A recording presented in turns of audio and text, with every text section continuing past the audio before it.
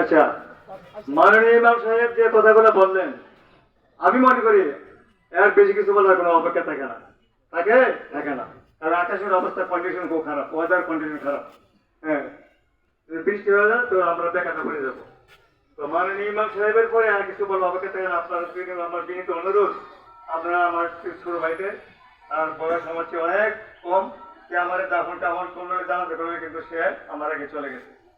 আপনারা দেশের চলতে ফিরতে গিয়ে যদি কোন ত্রুটি বিয়াদ করে আল্লাহ রাস্তায় আপনার মাফ।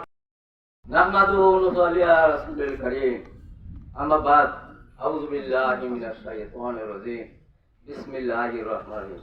উপস্থিত সম্মানিত মুসল্লিয়ান کرام, আসসালামু আলাইকুম ওয়া রাহমাতুল্লাহি ওয়া বারাকাতুহু। মরহুম আব্দুল মান্নান আমার চাচাতো ভাই। সে এই গ্রামে জন্মগ্রহণ করেছে, এই গ্রামে তার মৃত্যু। তার চলা ফেরা উঠা বসা আপনারা যদি কোনো মনে কষ্ট করে থাকেন, মানুষ মাত্র মানের দুষ্টুটি থাকেই, এটা বিচিত্র না। আল্লাহর রাস্তায় তাকে মাফ করে দেবেন। তার কবর, হাসর, মিজান, ফুলসিরাত আল্লাহ যেন সুগম করে দেন। আমি দোয়া করি আল্লাহ যেন তাকে জান্নাতুল ফেরদৌস নসিব করে। আপনার বলে আমিন। আমি আর বাড়াবো না। আসসালামু আলাইকুম। জানাজা উপস্থিত শ্রদ্ধেয় মুসলিম, আসসালামু আলাইকুম। আজকে আমরা যার জানাজাতে উপস্থিত হয়েছি, উনি হলেন ঐতিহ্যবাহী দজনগর গ্রামের মরহুম জনাব লতিফ মোল্লা সাহেবের প্রথম ছেলে জনাব মোহাম্মদ মোল্লা সাহেব। উনি এই গ্রামে জন্মগ্রহণ করেছিলেন। পৃথিবীর চিরাচরিত নিয়ম অনুযায়ী আমাদেরকে সুখ সাগরে বাসিয়ে না ফেরার দেশে চলে গেছেন। ইন্না লিল্লাহি ওয়া ইন্না ইলাইহি রাজিউন।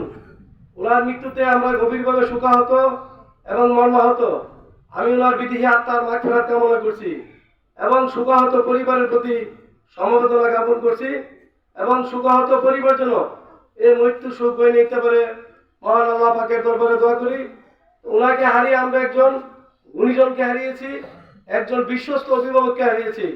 আমার জানা মতে উনি একজন সহজ সরল সাদা মনের মানুষ ছিলেন এবং একজন নামাজি মানুষ ছিলেন। এরপরে উনি এলাকায় আপনাদের সাথে চলাফেরা করেছেন। যদি উনার চলনে বলনে আচরণে কোনো প্রকার কষ্ট পেয়ে থাকেন, আমি ওনার পরিবারের পক্ষ থেকে আপনাদের কাছে হাত জোড় করে ক্ষমা চাই। আপনারা ওনাকে নিজ গুণে আল্লাহর রাস্তায় ক্ষমা করে দিবেন এবং মহান আল্লাহ পাক যেন ওনার কবর, হাসর, মিজান, ফুলসিরাত সহজ করে দেন এবং সর্বোচ্চ মাকাম জান্নাতুল ফেরদাউস দান করেন। ওনাকে যেন একজন নেককার বান্দা হিসেবে কবুল করে নেন। আর ওনার যারা উত্তরসূরি বেঁচে আছেন তাদেরকে যেন মহান আল্লাহ পাক হেফাজত করেন।